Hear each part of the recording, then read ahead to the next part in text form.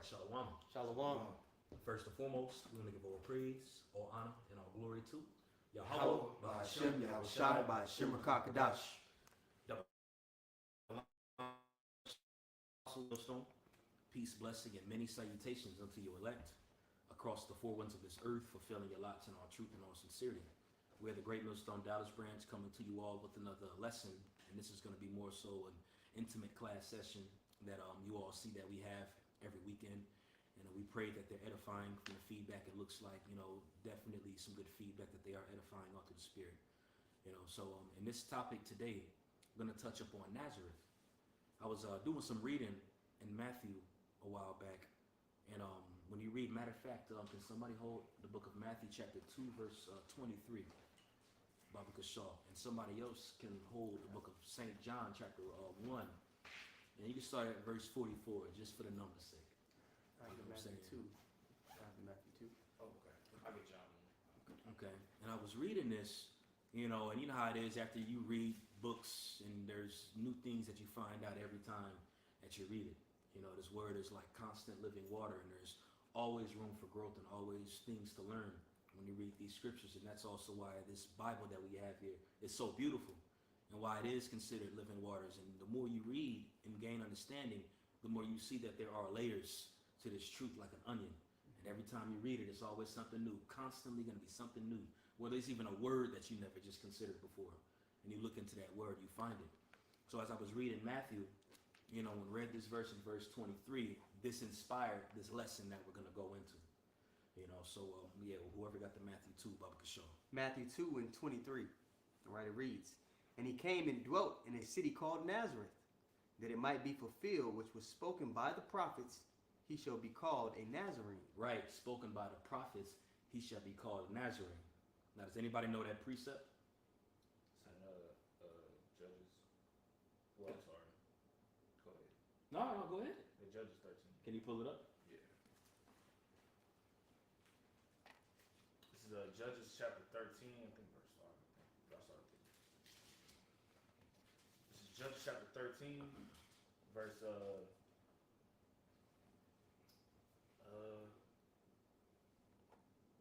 5. It says, actually I saw the verse 4. It says, "Now therefore beware," and this is the birth of Samson, by the way. It says, "Now therefore beware, I pray thee, and drink not wine nor strong drink, and eat not any unclean thing. For lo, thou shalt conceive and bear a son, and no razor shall come on his head. For the child shall be a Nazarite unto the Most High from the womb, and he shall begin to deliver Israel out of the hand of the Philistines." Right. And Samson was one of the judges that you can read about in the book of Judges. And he was given the title, which was a Nazarite. And matter of fact, let's pull that word up, Nazarite, really quick. And there's also other Nazarites that you can read about as well that acted as saviors and judges to the nation of Israel. Samuel was a Nazarite as well. So was John the Baptist. Okay? That's why they made the statement. That's why Yahweh said John didn't come eating nor drinking. And you say he had the devil. Because a razor wasn't supposed to touch his head, nor he didn't drink of the grape. So there were particular people, prophets, men, that you can read about, our forefathers, that actually took the oath of a Nazarite. All right, now our Lord Yahweh Shai, he obviously drunk, so he wasn't necessarily a Nazarite to that degree, But there's more we're going to go into this lesson about the Nazarene as well, because there's really no definitive precept that you can go to where it states that for say what Matthew had said. But you got to be able to extrapolate precepts through the Spirit, as our forefathers, those disciples later turned apostles, as they did. And that's where that John 1 is going to come into play. Now I'm going to pull that word up, Nazarite. A Nazarene? Well, it said Nazarite in Judges, right? Oh, my bad. I think you went through one in Matthew. No, it's all good. We can pull the one in Matthew as well if you already got it. Yeah, I got it. Yeah, you can. While I'm looking for that one, you can go ahead and recite that, Baba Kashaw. All right, well, Nazareth, whenever you get that word in the Greek, it's pronounced Nazareth, which it says the guarded one, the ordinary residence and hometown of Yahweh Shai. So it means, Nazareth means the guarded one, and then a Nazarene means one separated. One separated. Just as Samson was a Nazarite, he was separated from his peers. He couldn't partake within the same dainties that the rest of them could do. All right, he had to live a separate lifestyle, just like Samson, just like Samuel, just like John the Baptist. And there's other examples as well that you can read about Nazarites. All right, and later on it actually became a derogatory term.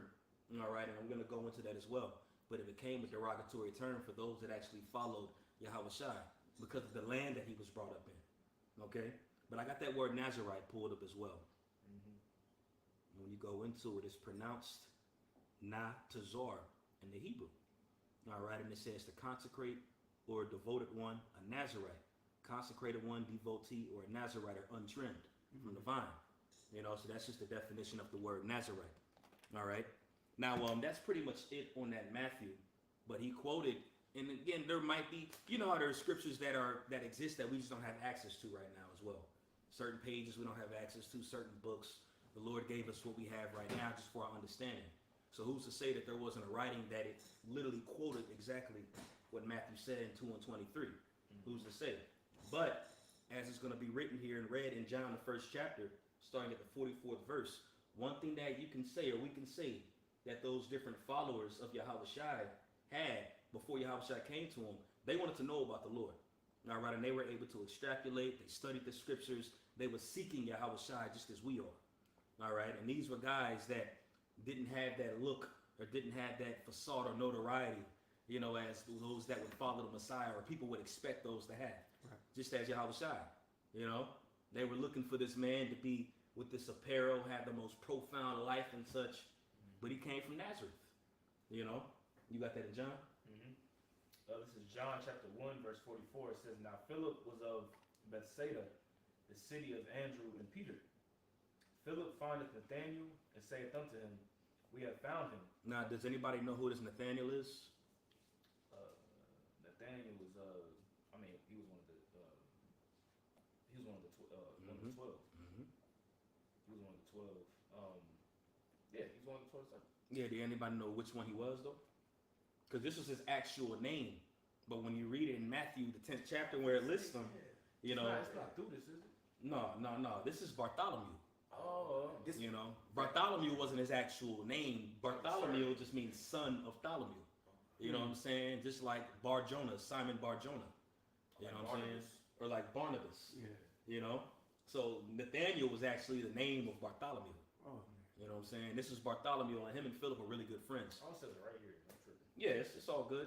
Yeah. But him and Philip are really good friends. So you can read about it in John when you have your own time. After that baptism took place by John, all right, it mentions Andrew, and then it mentions another disciple. Now, when you read it here in John, Andrew went off and told his brother Peter while they was fishing about the account that took place. You know what I'm saying? And then it doesn't really say too much about the other disciple. All right, but then the word got to Philip, because this is in Galilee as well. All right, now Galilee was in northern Israel. This was right throughout the regions of Zebulun and Naphtali. All right, northern Israel, but you find it ironic that this was where a clan of Judites dwelt. You know what I'm saying? Especially here within Nazareth, and we're gonna get in a little more with Nazareth. All right, but after that took place, they went all the way up back to their homeland and started telling their friends. All right, Philip told Bartholomew. You know what I'm saying? Andrew told Peter, you know, and so forth. And we're going into this account where Philip is telling Bartholomew about this crucial situation that just took place of how they actually found the Messiah that they was looking for. Like how when we woke up to the truth, you know, you find out about the truth, you're an Israelite, the true name of the Lord, you want to tell everybody, you know. But it hits different when you tell somebody that you know and that you know they know will be into it, like when we found out about it. You know what I'm saying? It's different than telling your family members who look at you like you're crazy than you actually telling somebody through the spirit you know is going to get it. Yeah. You know what I'm saying? Trying to tell maybe a friend of yours in the world, and it just completely goes over their head. But then again, you know, I have a best friend that's actually in the truth, and I told him it just clicked. You know what I'm saying? Right. So, you know. And also, too, a lot of them were understudies of John the Baptist. Right. You know, so he was already teaching them the secret things that the Lord was something to him about as pertaining to Yahweh Shai to come. So when that account took place of that baptism, it's like, wow. You know, matter of fact, I'll read this out in Isaiah 11 really quick. Just going into the baptism, even now how that example, all right, that we read about was even prophesied to take place. And it's in the book of Isaiah, the 11th chapter. And it's really in the very beginning of it. Because remember, it says, "For lo, I come in the volume of the book; it is written of me." You know, so they were searching them scriptures. You know, this is the book of Isaiah, the 11th chapter, and I'm gonna start from the top. All right, and it's also gonna tie directly into Nazareth, what we're going into as well. All right, now this is Isaiah chapter 11, verse 1. "And there shall come forth a rod out of the stem of Jesse, and a branch shall grow out of his roots. And the Spirit of the Lord shall rest upon him, the Spirit of wisdom and understanding, the Spirit of counsel and might, the Spirit of knowledge and of the fear of the Lord." When he was baptized by John the Baptist, that happened. The Holy Spirit descended down like a dove and rested upon him, where an upgrade took place. And those men were excited to talk about it that actually seen it. And they went and they told their friends that they was something to about. You know? Now that right there goes into the account where Yahweh Shah was baptized in the Holy Spirit. But in the first verse in Isaiah the 11th chapter, it mentions a branch. You know? Now, what is that word branch in Hebrew? Natazar. All right? That word branch in the Hebrew is Natazar when you look it up, or how they were pronounced Nazareth. All right? So when Yahweh Shah came on the scene, and those wicked scribes and Pharisees and those Israelites were mocking him, scorning him, they was looking for this Messiah to come straight out of Bethlehem, because the prophecies say in the book of Micah. Matter of fact, Baba Kashal, Micah chapter 5. Micah 5 and 2, I think it is. Mm-hmm. That's why Yahweh Shah said in John 15 chapter, he said, "I'm the vine and ye are the branches." Exactly. Is that 5 and 5? 5 and 2. Yeah, 5 and 2. I got it. It's Micah 5 and 2. It reads, "But thou Bethlehem, Ephratah, though thou be little among the thousands of Judah, yet out of thee shall come forth unto me that is to be ruler in Israel." There you go. So that's the prophecy concerning Yahweh Shah coming out of the land of Bethlehem. And another place you could find Bethlehem Ephratah is in the book of Ruth. You know, because she's one of Yahweh Shah, you know, Ruth and Boaz. You know, that was the reason that they were at where they had their offspring. You know, but that precept right there is the prophecy concerning Yahweh Shai coming out of Bethlehem. And these are prophecies that Israelites were expecting, they knew. You know, so when he came from Bethlehem and went into Egypt, dwelt in Nazareth, and was brought up there for those 30 years and started the ministry, these people are like, no, the Messiah is supposed to come out of Bethlehem. But these particular individuals that was telling everybody, like we're reading in John, knew them prophecies. All right? Matter of fact, we can go back to the book of John, chapter 1, verse 45. All right, this is John chapter 1, verse 45. It says, "Philip findeth Nathanael, and saith unto him, We have found him, of whom Moses and the law and the prophets did write, Yahweh Shai of Nazareth, the son of Joseph." Yahweh Shai of Nazareth, the son of Joseph. So it even explains the name. We have found him when you look for Yahweh Shai of Nazareth. Now, the copy of the scriptures that we have right now don't tell you that it was Yahweh Shai of Nazareth in the prophecies. You can't even find the land Nazareth anywhere in the history of our book. You read about Ramoth, you read about Succoth, Bethlehem, all these different regions that was given to our forefathers, but you can't find Nazareth anywhere, you know? And it's ironic, Yahweh Shai being a Judite, Joseph being a Judite, his kinfolk, his relatives who were Judites, they were within the land where the northern kingdom actually dwelt before they was kicked out, you know? Now I was looking up some history to it, you know, and I found like 2 sources, you know, and you know, I'm gonna just recite it, you know, Lord's willing is the case, but it's just something that I found interesting, you know, but we'll find out in the kingdom. But I was doing some research as pertaining to Herod and Antipater in around 100 BC, all right? Even a little bit after that, this is around the time where the land of Judea was gifted unto the line of Antipater. You can actually read about this in the writings of Flavius Josephus. All right. And pretty much what Herod did was he married the daughter or granddaughter of John Hyrcanus. It was the granddaughter. It was the granddaughter of John Hyrcanus. Now there was a Hasmonean princess, as they call it. Yeah, the Hasmonean princess. That's right. And there was a lot of uproar that took place because she was an Israelite and he was an Edomite. You know, but what they had actually done, or what not Hyrcanus, what Herod actually done, you know, that way his registry wouldn't be found out or none of that. He could hide amongst them. He actually destroyed a lot of documents and a lot of registry back then because of fear of them finding out, and also too of a Messiah coming out. Because being married to an Israelite and being amongst them, he knew the prophecy of the Messiah coming, which makes sense later on. You read about it, you know, when those 3 wise men came, Shalom Yahweh, what took place? He wanted those children, those men, those little boys killed from fear of the Messiah that's coming. But going back to where I was getting at, you know, what I was finding out, some interesting stuff around this time period when he destroyed those documents. He also persecuted the Jews, and there was a sect of the Davidic line that actually fled into northern Israel and hid that way that they could protect their posterity, you know. So that land that Joseph was at, that land that all of them was at, like that was a clan of Judites among the northern kingdom, you know, among that region of the northern kingdom, because we know that they were already gone a while before that. You know, so some interesting history that I was looking up going into that land of Nazareth, and throughout time, you can even research for yourself. It's about 6,000, 7,000 people that live there now, but in the days of Yahweh Shai, it was probably about 100, 150 people that lived over there. A very small settlement, bro. Very small, very poor. All right, you even had the sickly that dwelt among them. Those that weren't really received by the circumcision, a lot of them was actually moved up to that region, you know, alongside different heathen that was up there. Remember, when you go into the history, all right, when the king of Assyria put the northern kingdom in captivity, you had heathen that started moving there. Yep. Israelites scattered there, here and there, you know what I'm saying? That's where the Started Sumerians mingling. came from. That's where the Sumerians came from as well. A lot of people mistakenly say Cushites, but they're not. They're not Cushites. Right. That's right. They was moved over to the, like Michael Allah said, you know, yeah, those Sumerians, that's where they came from. They was moved within that region. You know, so even Yahweh Shai's upbringing, it's ironic how we look at us over here in Babylon, or wherever you're scattered at, whether you're in Europe or Australia, whatever. Yahweh Shai always dwelt among those that was not desired among people, and he actually grew up in an area where there were scattered Israelites at. You know, which kind of fits, not even kind of, really fits the narrative of today. You know, of how that segues into the bigger picture of what's taking place. You know, he even said, I'm with you always, even to the ends of the earth. He was always among the lowly, the poor.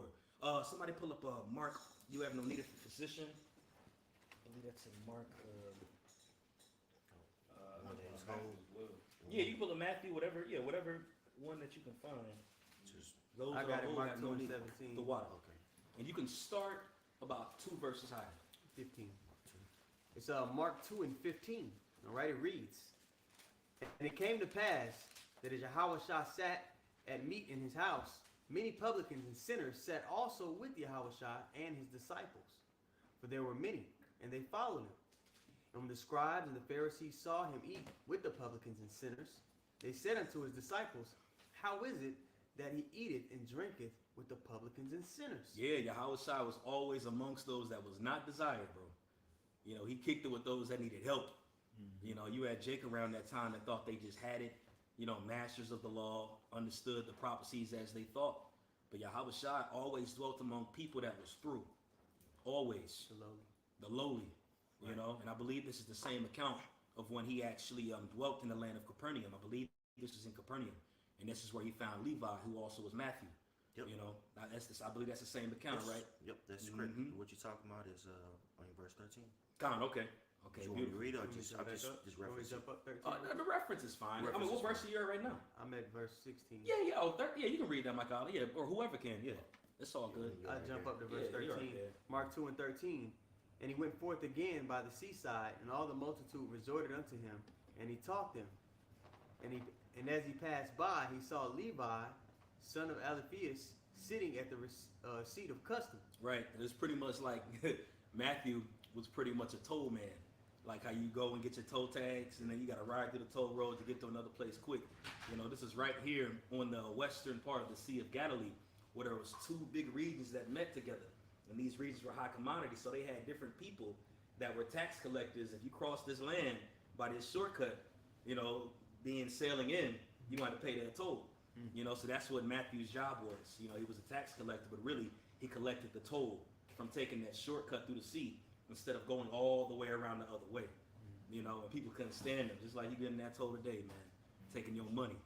You know, because at that point, they pretty much looked at those individuals as like sellouts. You know what I'm saying? In the sense like, oh, you working for the Roman Empire, or whatever the case Exactly. was. You know, and being a tax collector or a collector of tolls actually was a pretty lucrative position. You know, it was a pretty lucrative. That was given to this. It was given to the sex of Levites. Yep, exactly. You know what I'm saying? Because they had to do that in the temple. Yep. You know what I'm saying? So, you know, and Jake was like, they pretty much looked at them like, the scribes and Pharisees looked at them like, look at these sellouts, you know what I'm saying? These guys. That's why they were like, are you publicans and sinners and tax collectors, you know? So, you know. That's right. I say it was just like today, how judgmental Jake is. Yep. You know what I'm saying? Jake always got something to say. It wasn't no different back then. You know what I'm saying? If you're doing what you're supposed to do, they got something to say. If you ain't doing what you're supposed to do, they got something to say. But that's what I'm saying. With Matthew being a tax collector, that don't mean he wasn't a man of the Lord. Right. You know what I'm saying? Just like it don't mean Cornelius wasn't a man of the Lord because he was a centurion. Exactly. You know what I'm saying? It just go to show you that coming from all walks of life. That's right. You know what I'm saying? Exactly. Yeah. Beautiful stuff. Want me to jump back down? Come. All right, jumping back down to verse 17. It says, when Yahweh heard it, he saith unto them, they that are whole have no need of the physician, but they that are sick. And that's why when you read the Gospels, Yahweh was doing so many miracles, so many healings that can't even be contained in a book. You know, a lot of those healings and miracles was done within that region where those sickly Israelites were, those outcasts. You know, and even those disciples that he called and chose, every single last one of them was from that region except Judas. Every single last one. Judas was actually researching. He was actually from the area of Judea and such.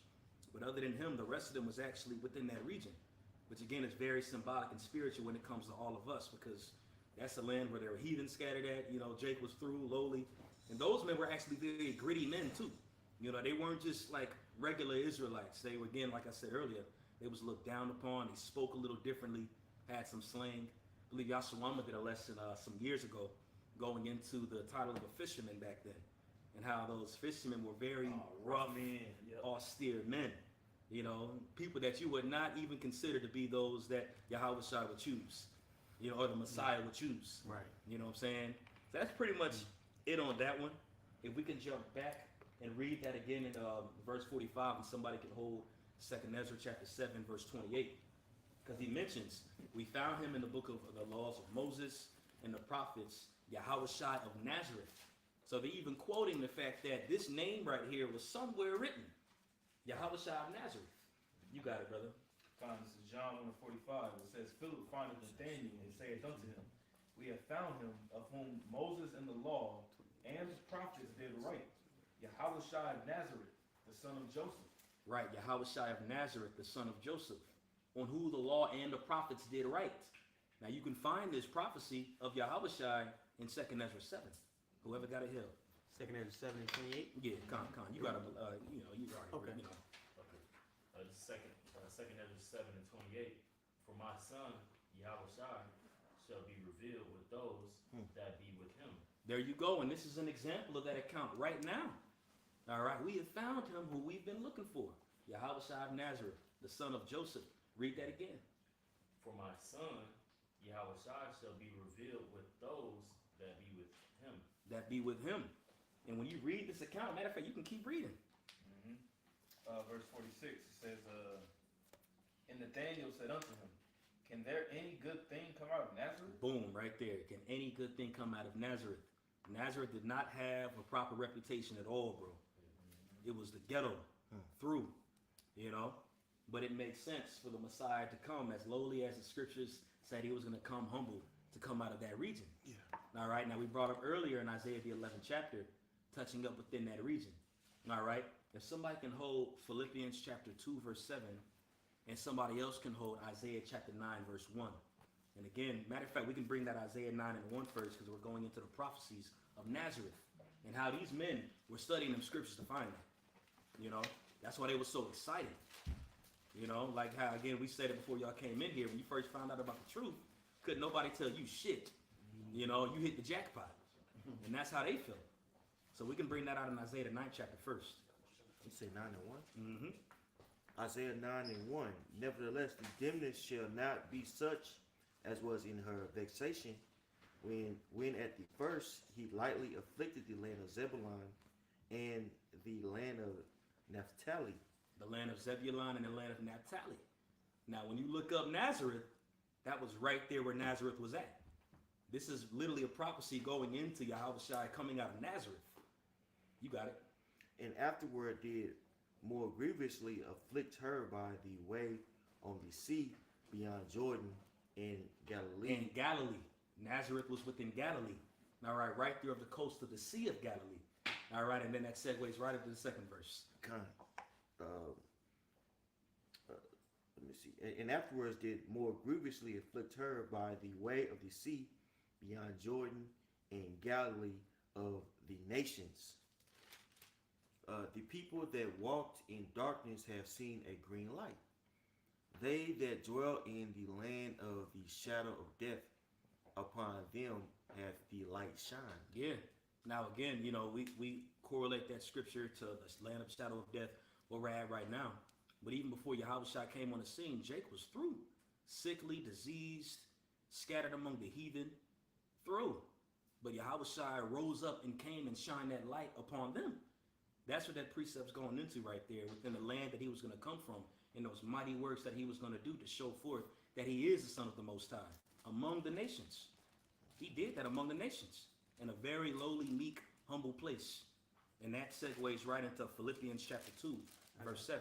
Okay. So Philippians 2 and 7, all right, it reads, but made himself of no reputation and took upon him the form of a servant. There you go. No reputation. How much more of that? And, you know, you come from Nazareth. This is the most lowliest place of the land of Israel. You know, if anybody want to come with no reputation, that's the perfect place to start your ministry at. Man, You know? say, bro, I gotta get this for you. Baba Kishore. Matthew 4 and 12. And now when Yahushua had heard that John was cast into prison, he departed into Galilee. And leaving Nazareth, he came and dwelt in Capernaum, which is upon the sea coast in the borders of Zebulun and Naphtali. That's it. That's What precept was that one? Matthew 4 and 12. Man, that's a direct link to that. That's a Isaiah 9. direct link, bro. Yep. Yeah, when you look at that map of Nazareth, it's right there below the like Canaan, Tyree, Zidon, and then you got Naphtali and Zebulun right there, and then you got Ephraim right under there. You keep going south, and there you get to the southern kingdom, Judah, Benjamin, and Levi. You know, so Yahushua started right up there. His ministry right up there, where there was scattered Jakes, the heathen, and all of that. You know, and those men that he plucked up that found him was from that region as well. Very similar to our walk. And that's also what I wanted to touch up on as well. Having that stigma and that reputation of those that follow Yahushua through. People call us the bum camp. Wrinkled garments. This, that, and the third. I'll take it. The color candy. Yeah, exactly. And it's like the color, the different color garment candy. Got a lot of white boys in the camp. Oh, man. That's what go to show you that these other groups don't know. They don't care about the prophecies. That's right. You know what I'm saying? It talked about coming lowly and being and prophesying in sackcloth and all these things. Right. But then when they see those things, you see the reception. Man, look at this, he wrinkled and that's how I said that was gonna look. Though. That's right. Like, that's what I'm saying. You having a problem with the prophets looking like bums is like having a problem with Yahushua having dark skin and woolly hair. It's what it say. Right. You know? That's right. Like, really? We gotta argue with you about that? Beautiful stuff. Beautiful stuff. And it's interesting when you research it, like every time you read Yahushua of Nazareth, it's like mostly in a derogatory light. You know what I'm saying? It's mostly in a derogatory light. Like every time you read about Yahushua of Nazareth, it's either somebody, you Yahushua of Nazareth, you've been with Yahushua of Nazareth, or it's being addressed, I'm Yahushua of Nazareth. Or when Peter said he's been healed by Yahushua of Nazareth, whom you slew. You know, given that stigma, Nazareth had a negative stigma. You know, so they brought that negative stigma and turned it into a positive light. You know, just so we can bring up some examples with that. Baba Kishore, Acts 24, Matthew 26, Acts 24 and 5, Matthew 26, 71, Luke 4 and 22. We can bring that, and I got a few more. This ain't gonna be a long lesson either, you know, just something that I was studying up on and want to go into it, you know. But it also goes into those that follow Yahushua were called Nazarenes. You know, you following the Nazarene, you know. Y'all can't be of the Most High, man. The prophecy never said him coming from this land. He came from Bethlehem. You know, these rough men, rugged, can't even speak a straight sentence, you know. That's how they was looked at.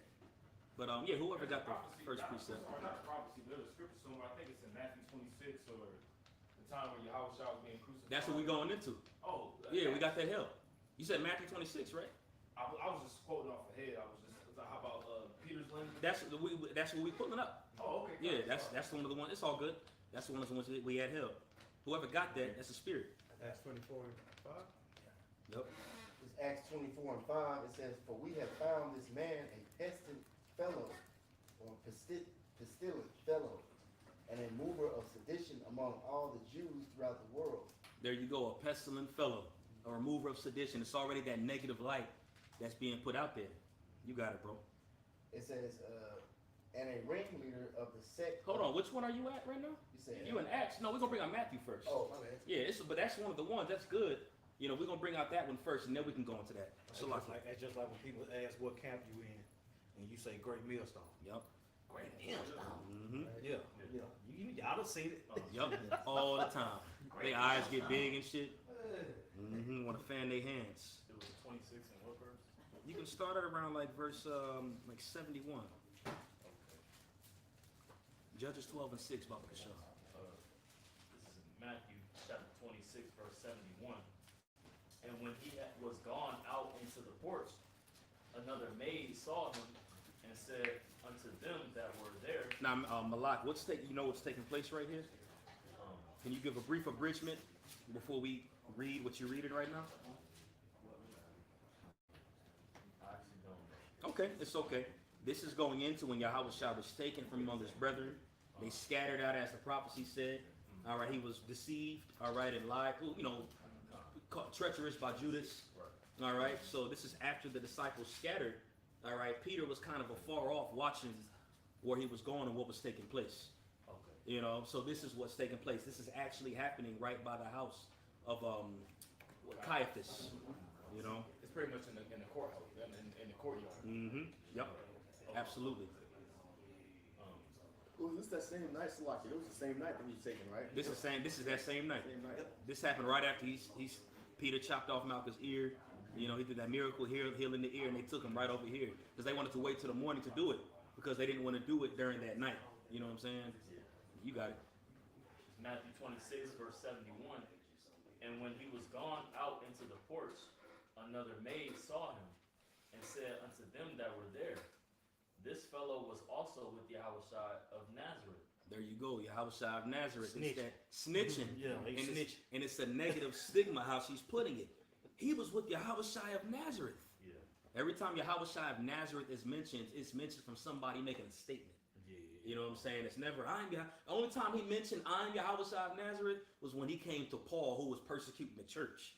You know, yeah, it's me, who y'all considered the Nazarene. You know, yeah, you persecuting the church. This is me. That's the only time he actually spoke and said Yahushua of Nazareth personally to a man that was persecuting the church. You know, so again, it's always that stigma that's attached. But he used it in a positive sense. You know, this is who you persecuted right here. You know. Or when them demons was like pretty much addressed, and every time like if Yahushua did the miracle and the demons pretty much spoke out, they always would call him Yahushua of Nazareth at that point as well too. Yeah, there was some examples with that as well. Mm-hmm. Matter of fact, I believe one of the demons said that and said, "They come to torment me right now." You know. You call me Yahushua of Nazareth. Mm-hmm. Go ahead, bro. This is verse 72.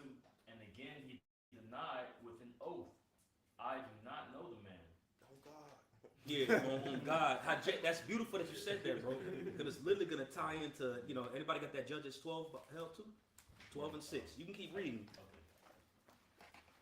On God, on my mama. Right. Yeah. Like, on me. Mm-hmm. Right. Yeah. On me. On me. Inside joke. You got to watch that yesterday.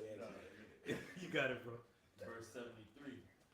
And after a while came unto him they that stood by and said to Peter, surely thou also art one of them, for thy speech bewrayeth thee. You one of these niggas. You one of these. It says the speech bewrayeth thee. That Now, reveals you said what? reveals you your Yeah, how you it- speak. Absolutely, absolutely. And if you looking at word bewrayeth up, I can tell. I saw that with the thumb action over there. That's beautiful. It says, Cause Jake had that grit to him. They ain't speak the same, but he was a Judite. it say clear, so he like clearly, obviously, but Mhm. say evident, manifest manifest. I'm gonna just get what it means.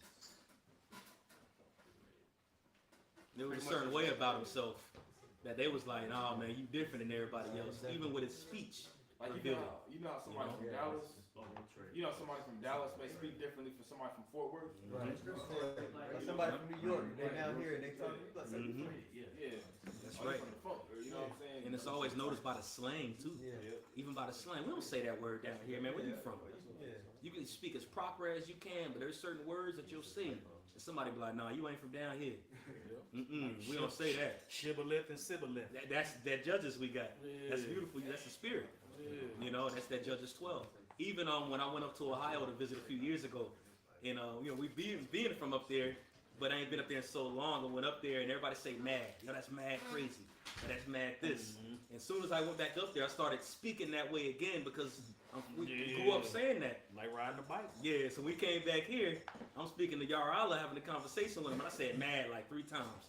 He was like, "Yeah, I can tell you was in Ohio, bro. You don't ever say that." I'm like, "Dang, I didn't even realize that." You know, it's the same thing with Jake. Same lingo. You know, but you pulling up more on that Bereth? I was just gonna look it up in the Edamon, but it ain't showing up. Okay, but pretty much what she said right there, we can clearly tell you was with him by even how you talk, how your slang is, how you move. And that leads right into what the Elder Yatzak said, Shibboleth and Sibboleth. And that's in the book of Judges chapter 12, verse 6.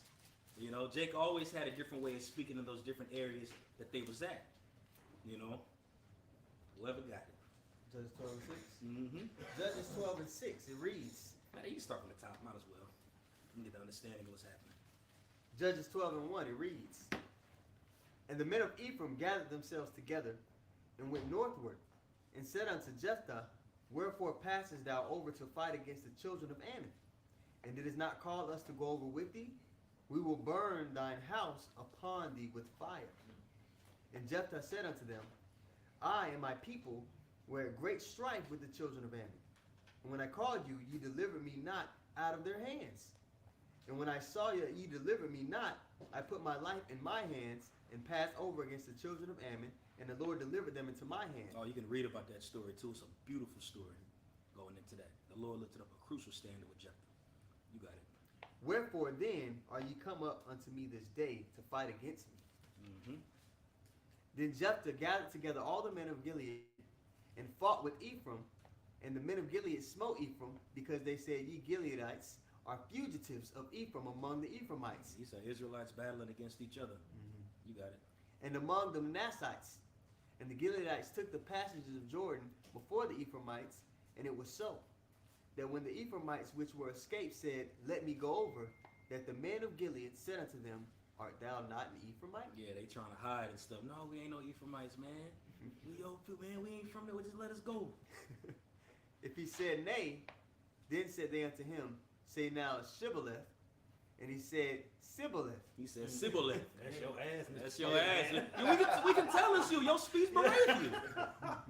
Your speech bereaved you. It's evident. Ain't it evident? Yeah. Go ahead, you got a point. It's a Nazi movie where it's an American spy, and he held up the number 3 like this with the 3 middle fingers, and the German was like, no, he He held it up like this. He held it like this, and he was like, Germans do this.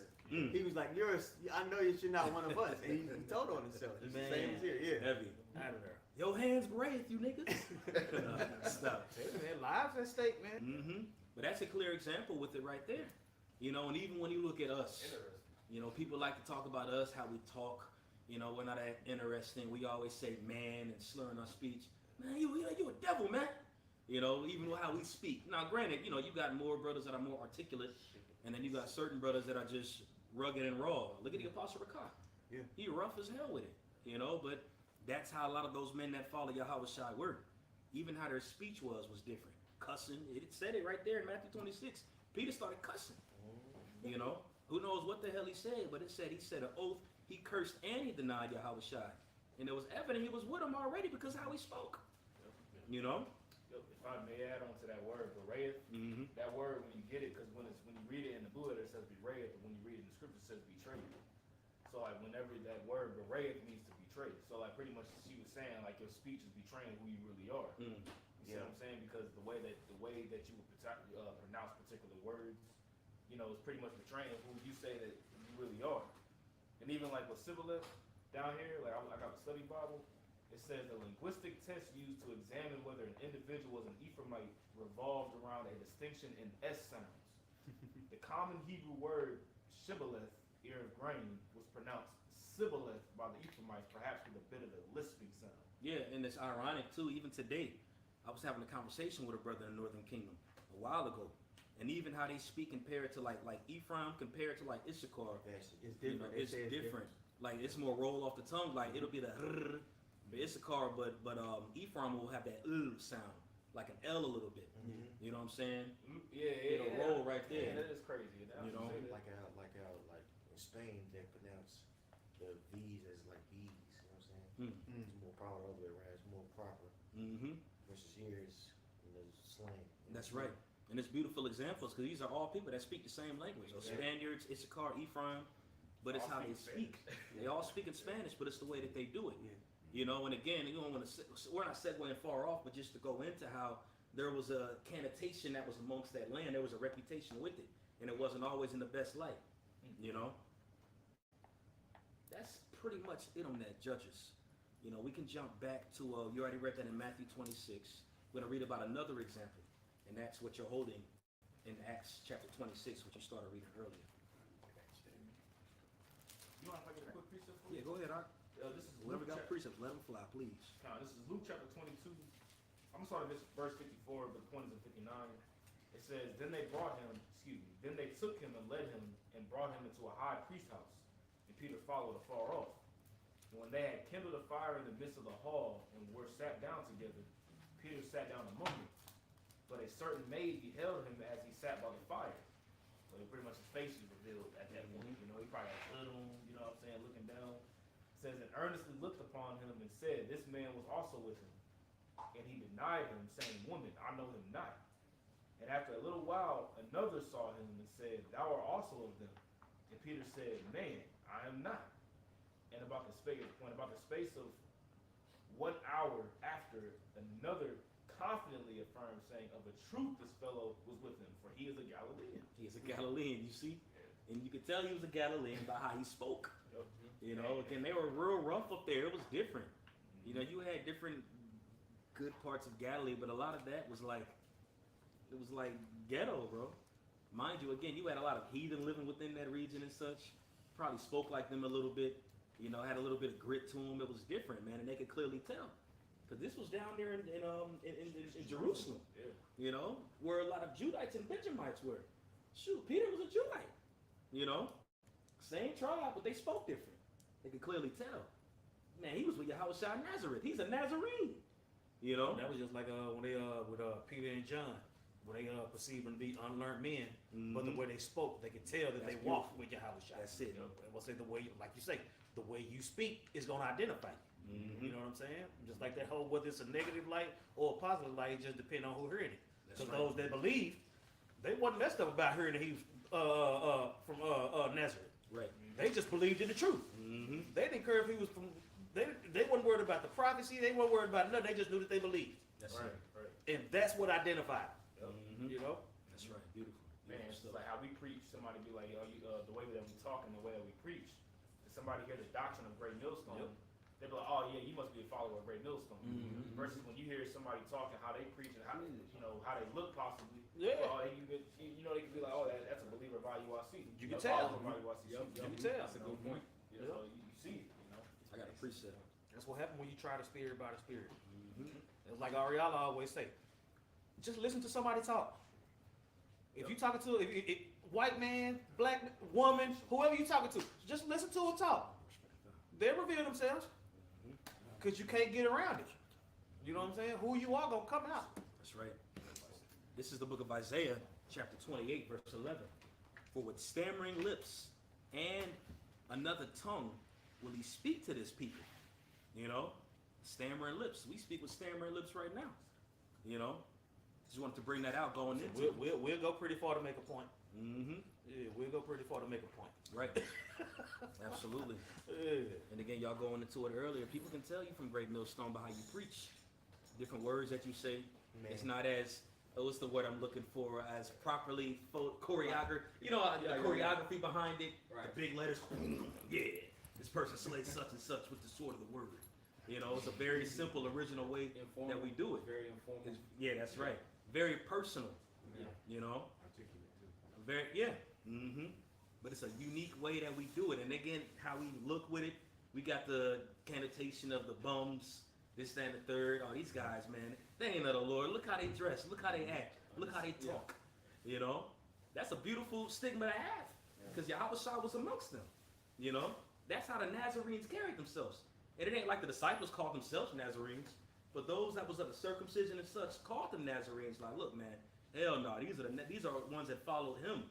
You know, and that's going to touch right into that precept in Acts 26.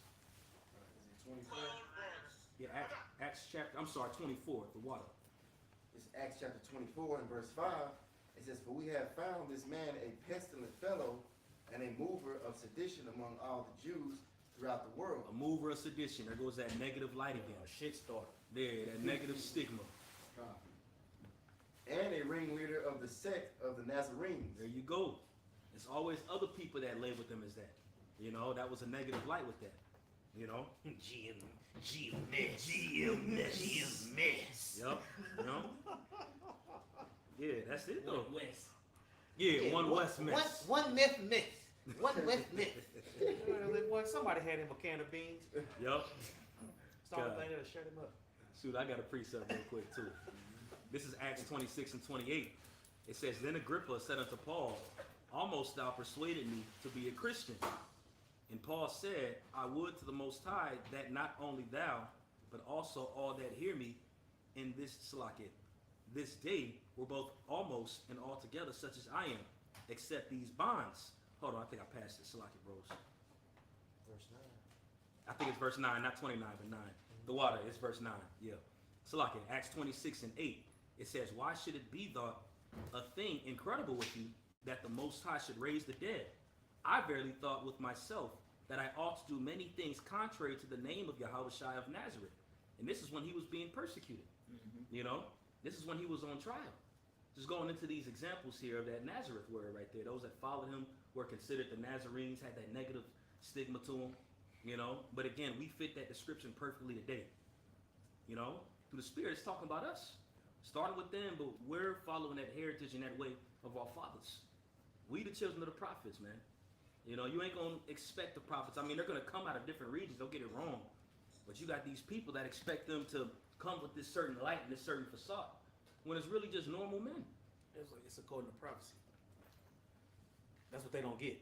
Yeah, right. The men coming, that's what I'm saying. It's according to, they wanted, without using prophecy, it ain't gonna make no sense. That's right. So when you have a man coming saying, look, the scriptures is talking about World War III, and it's talking about this, and it's talking about that, it's talking about this person coming, or that person leaving, or whatever, it's according to prophecy.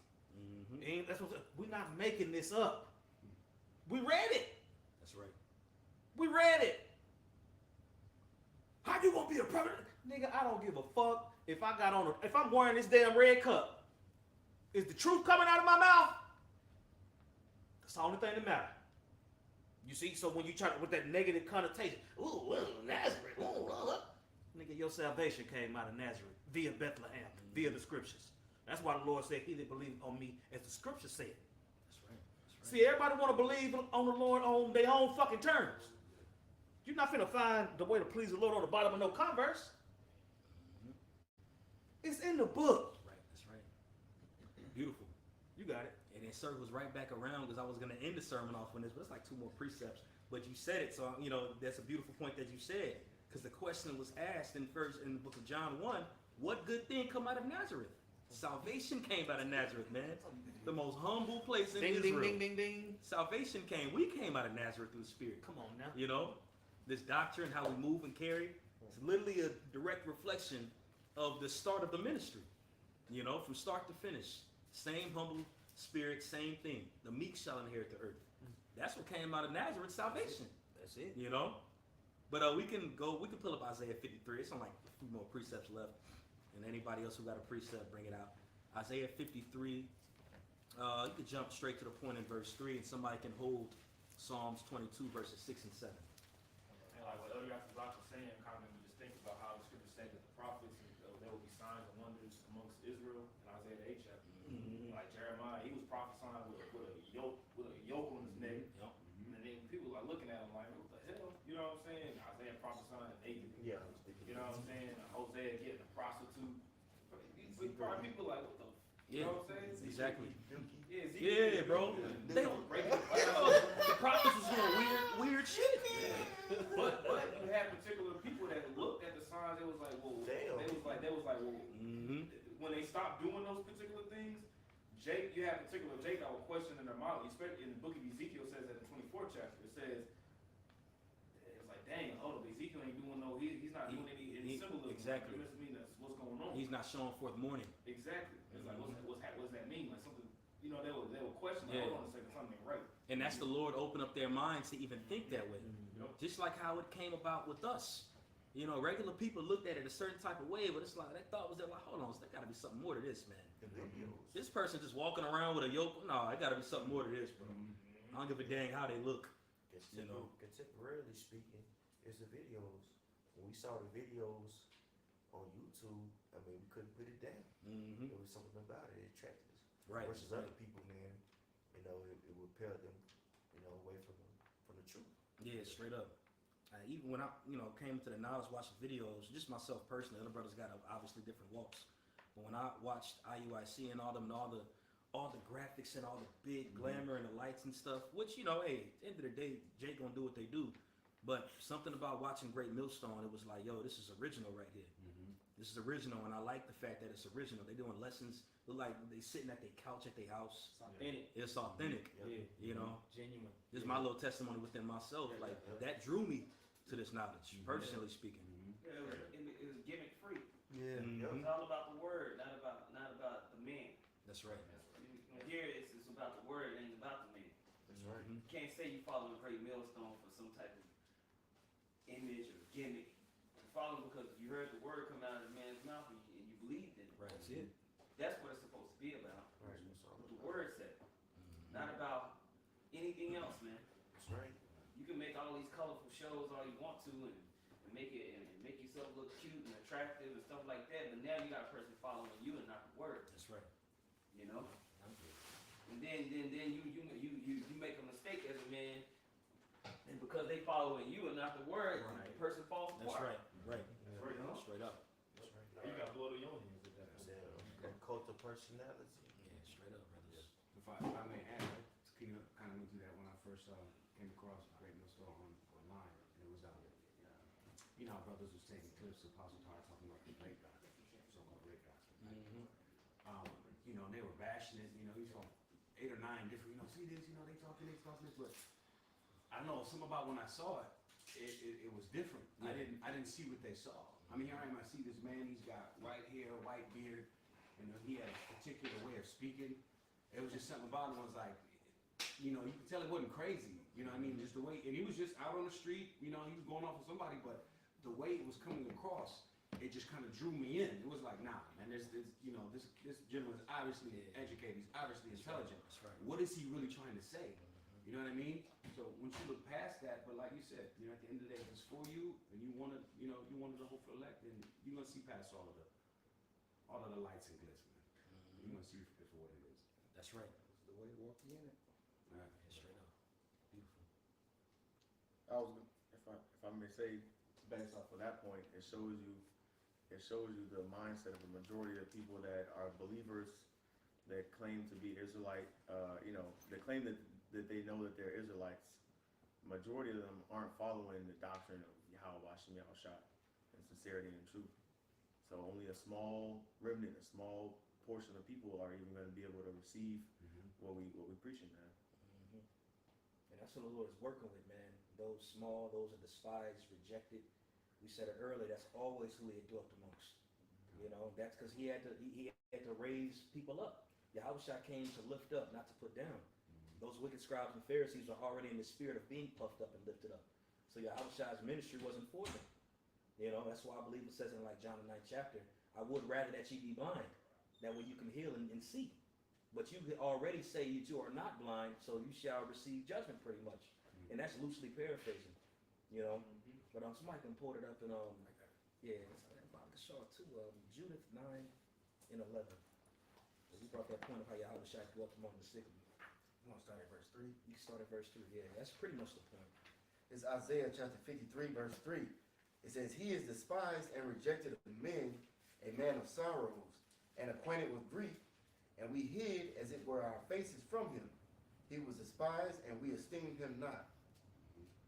Yeah, keep going. I know I said this verse 3, Salakia, but this is a good point though, how he was despised and rejected. And what did Yahweh Shai say? The servant is not greater than his master. Surely they have hated me, they will also hate you. You know, we fit that narrative to the T, and that's humbly speaking.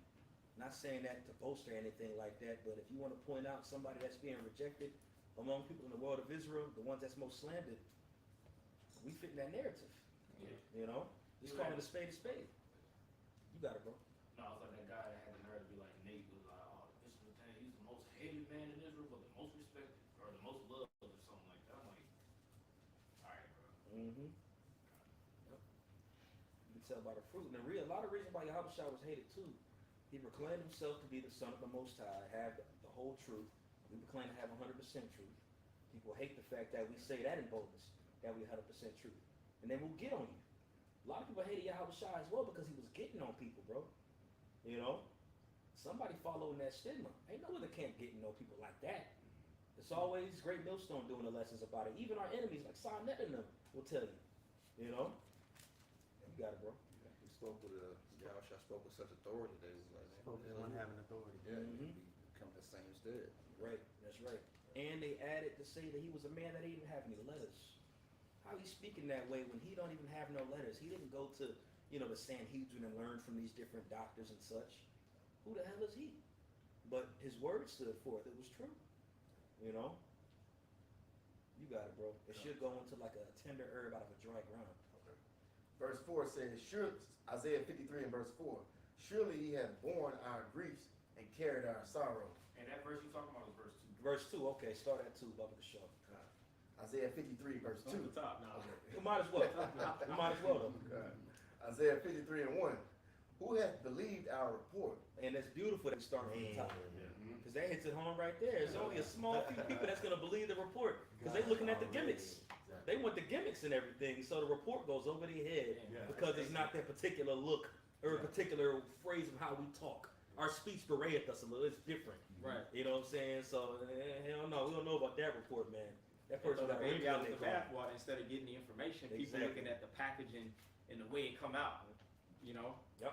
Don't teach hate. Yeah, You y'all don't know what- teach you don't you. know what we talking about. The R word. They love to throw that R word around. But that offense gets them out of there, though. You know. Mhm. That's the separator. That's right. Stone the ground. Yahweh Shai, ultimately the word, because it all go back to the pure word, like you were saying. You know. That's right. Isaiah 53 verse 1. Who hath believed our report? And to whom is the arm of the Lord revealed? Who's the arm of the Lord? Malak, who's the arm of the Lord? Yahweh Shai. Who was Yahweh Shai revealed? We read it. Exactly. And then we read it in John the 1st chapter of how he was revealed. You know, they knew that he was because of the report. They knew the prophecies they was reading. This is Yahweh Shai of Nazareth, who was written up in the law of Moses and the prophets. You know, they believed the report. You know, those that look past the exterior, Salakia, those that look past the exterior and looked at the spirit of things. You know, I think a brother quoted it earlier, trying the spirit by the spirit to see if they're the Most High. It's a spiritual thing. You know, you got it, bro.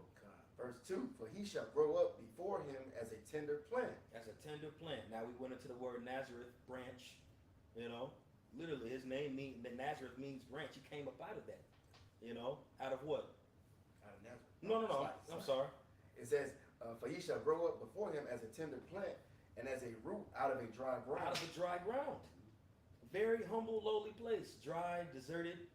You know, people weren't expecting the Messiah to come out of something like that, man. You know, but again, that had to prove a point. Showing he had to come out lowly. Meek, lowly, humble, riding on the ass like you read about it in Zechariah. You know, he fulfilled humility to the T. His walk. It's all You know? spiritual, man. He's set up as a stumbling block because these are all in the prophecies, and the scribes and Pharisees were versed in that. They knew that the Messiah was supposed to come lowly.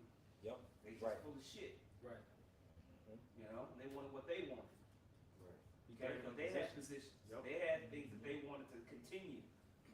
way Yahweh Shah was coming was grunt. All right, it wasn't highly esteemed like the positions that they came from. Yep. Okay.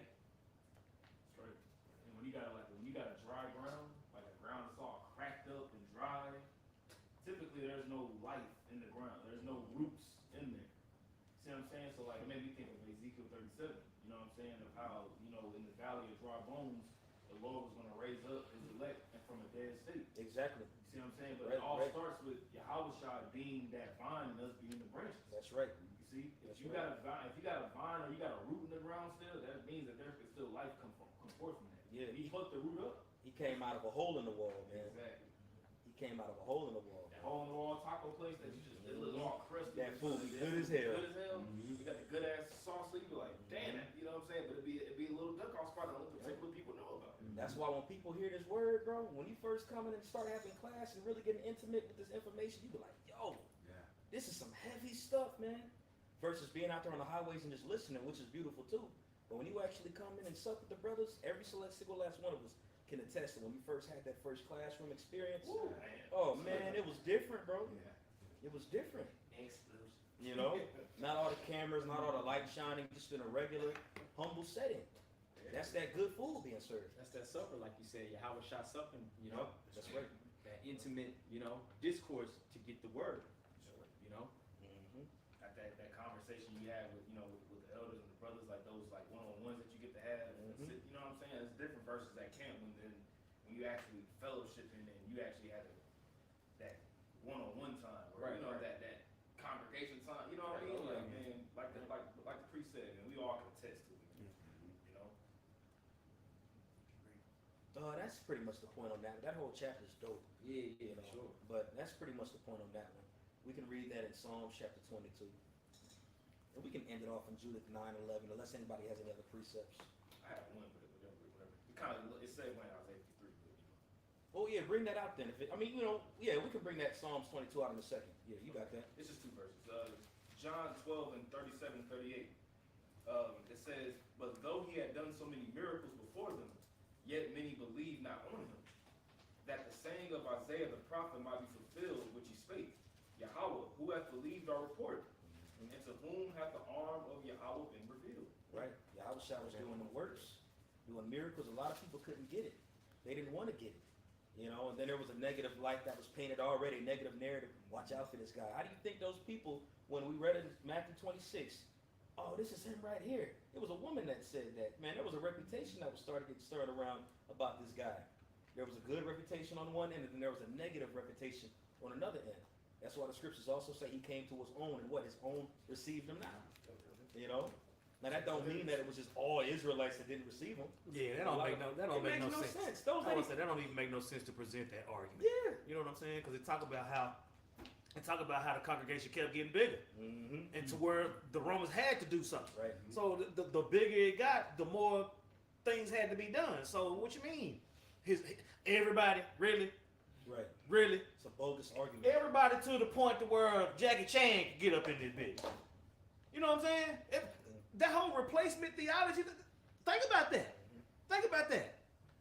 It's gonna be more heathen in the kingdom that get blessed than the elect of the nation of Israel. Makes no sense. That don't make no sense. And you see how easily that's chopped down when you just get to going through the precepts. You see, when you don't know what you're talking about, you run out of precepts very fast, real quick. You know what I'm saying? But we don't want Hebrew hopscotch. Exactly. Well, I tell you what, if we do Hebrew hopscotch, it'll last all day. We tag teaming that mother. It'll last all day. If we let you Christian hopscotch, you John 3:16 and Galatians 3.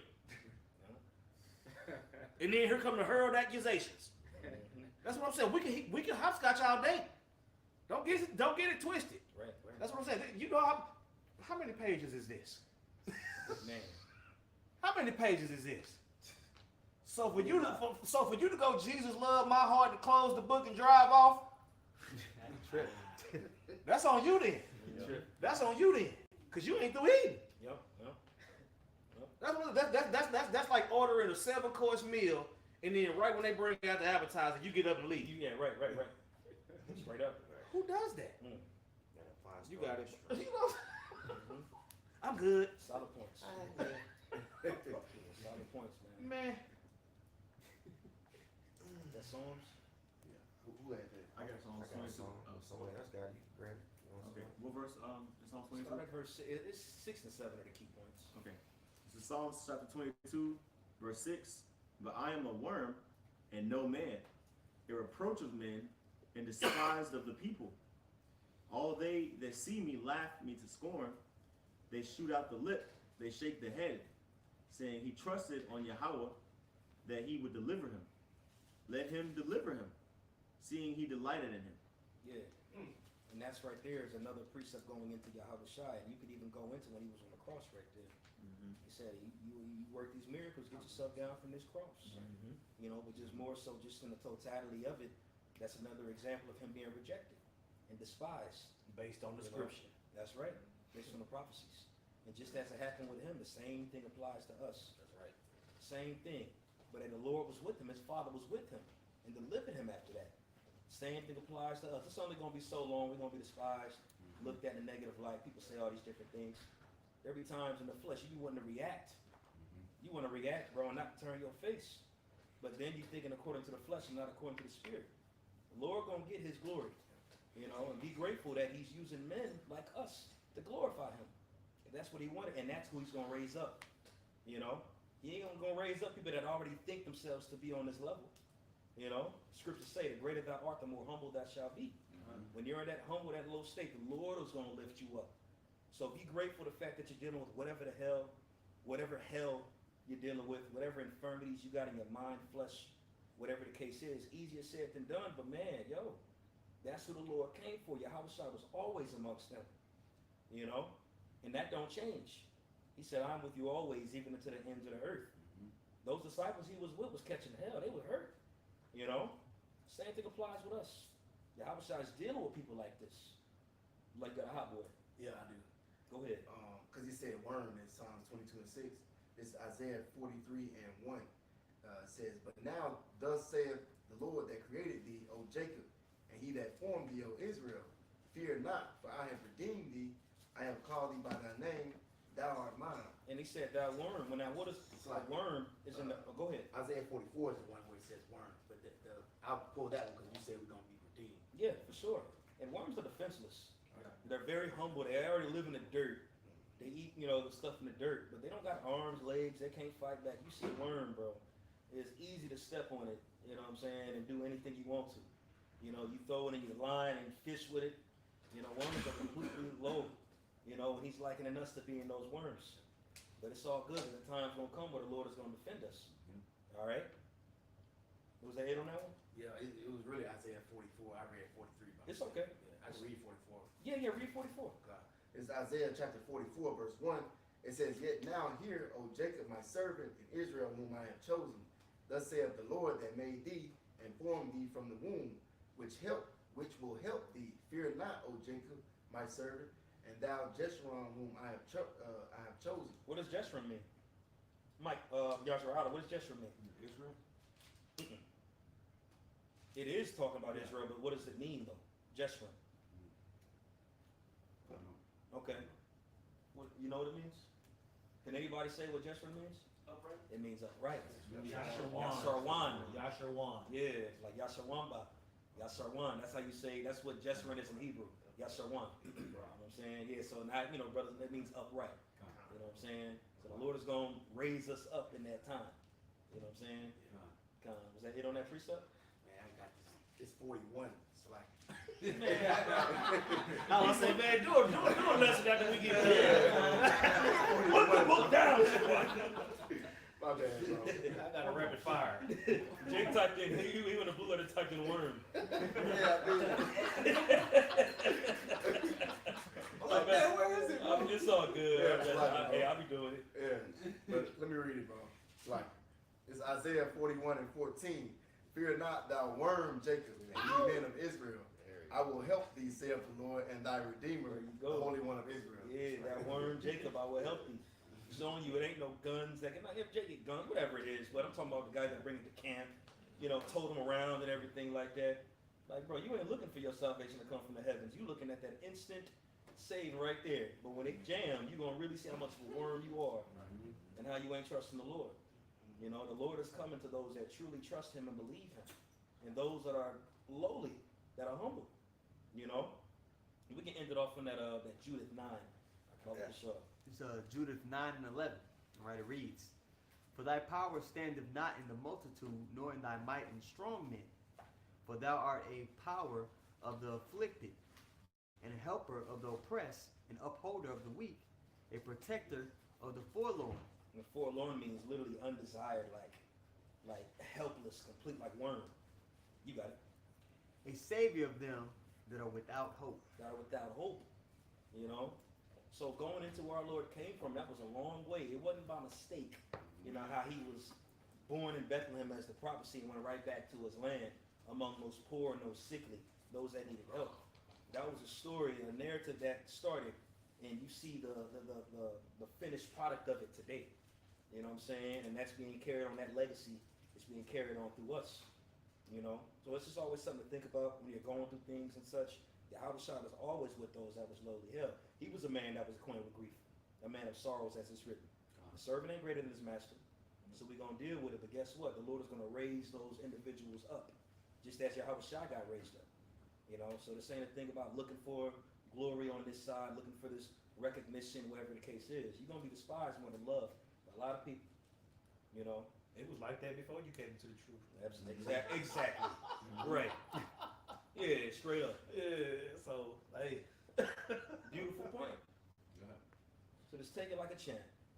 Take it like a champ, bro. Yahweh Shai is coming to get us, man. Be excited the fact that the Lord is dealing with us.